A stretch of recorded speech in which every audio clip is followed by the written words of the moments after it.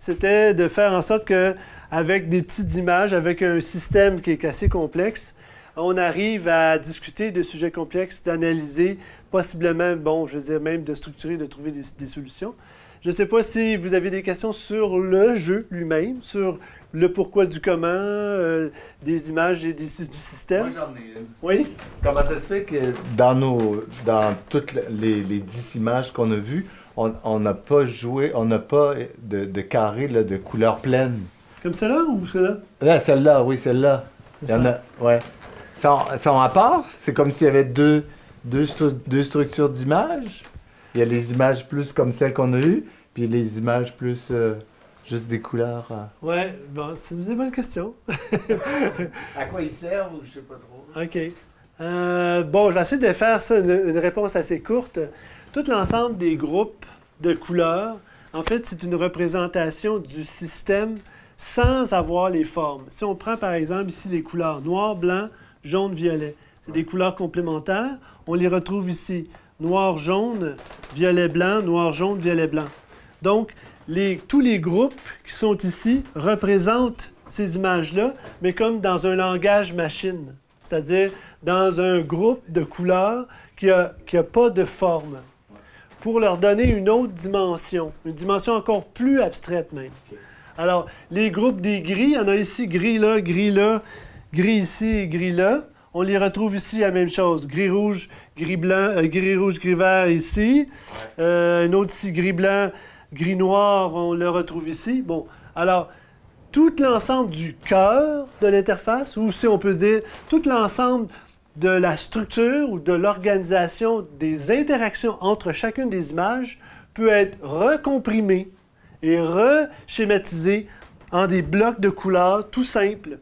Et en faisant un cercle comme ça crée une autre dimension. Et c'est pour ça qu'elle est à l'extérieur. C'est comme un peu le cœur. Puis ici, c'est la limite du rayonnement de l'interface qui peut aller vraiment au-delà de...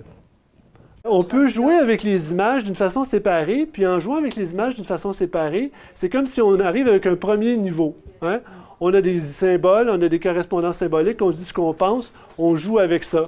Mais quand on les remet dans le système, puis qu'on comprend comment le système marche, là, c'est plus intéressant parce que là, on va chercher les interactions qu'il y a entre les images, dont ceux que je t'ai parlé avec les gris, mais aussi les blocs de couleurs. On voit ici les blocs de couleurs blanc et bleu, orange et noir. Les mêmes couleurs se répètent ici, noir et bleu, orange et blanc, mais inversés. Ouais. Alors, il y a des blocs comme ça qui se... comme les autres, ici, ce sont tous les mêmes couleurs. Alors, deux... Et quand on joue avec ces images-là qui renvoient celle-ci, ce bloc-là renvoie celle-là, alors il y a des liens à faire. Okay. C'est un peu comme si on faisait une suite d'images. Autrement dit, avec une seule image, on peut tout retracer les interactions qu'il y a avec tous les autres blocs. Puis là, ça amène un circuit d'images qui correspond à toutes des variations et des subtilités de la même image parce qu'ils sont dans le même bloc. Alors, tous ces jeux-là, ça fait comme une espèce d'équilibre, entre guillemets.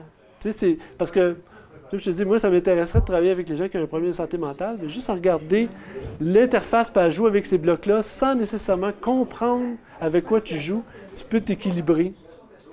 L'idée de base de l'interface, c'est qu'il y a un cœur, il y a une ceinture, puis il y a une limite. Tout l'ensemble de l'interface est basé un peu comme si on retransposerait en image un battement, le battement solaire.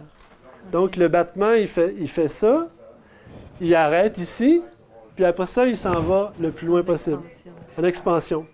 Donc, tout l'ensemble de cette ceinture-là, en fait, la position puis les couleurs complémentaires, c'est pour dire que là, le jeu est enfermé dans une espèce de système où est-ce que tu as tout l'ensemble des couleurs qui vont faire toutes les variations. OK? Alors, ces images-là, tu vois, ils se répercutent ici. Ils se répercutent ici. Alors, il y en a 4. 4 comme ça, tu vois. Alors, et ils font des intersections. Alors, si tu suis l'image ici, tu suis l'image là, l'intersection, c'est des gris. Si tu suis l'image ici, puis tu suis l'image là, les intersections, c'est les gris. Alors, quand tu piges une image comme ça, il faut que tu te réfères au gris. comme si tu étais pour retourner dans l'ensemble, dans le cœur. OK. Quand tu dis le gris, c'est parce que le gris se répète ici et le gris se répète là? C'est ça, les deux gris. Il y a les Alors, il y a deux gris. Alors, les gris sont il y a ici, une intersection avec ceux-là. OK. Après ça, tu prends toutes les autres. Bon, il y a un gris ici, l'intersection avec ceux-là. Ici, l'intersection, c'est les gris ici. Ouais. Même chose tout à l'heure, je t'ai parlé. Et celle-là ici, l'intersection, c'est celle-là. Alors, quand tu piges une image qui est des couleurs complémentaires, tu es obligé de ressortir les gris Ouais. qui représentent, eux autres, le jus normal. C'est un peu ça comme la polarité que tu pourrais avoir avec l'image. Mais pour revenir au cœur de l'interface et non pas rester en périphérie. Mais ça, c'est tout un autre jeu mathématique, là. C'est un autre niveau. Ça. Un autre niveau, ouais, c'est un autre niveau. Ça prend un petit atelier avec ça. Ah, OK. C'est combien? C'est combien, c'est ça?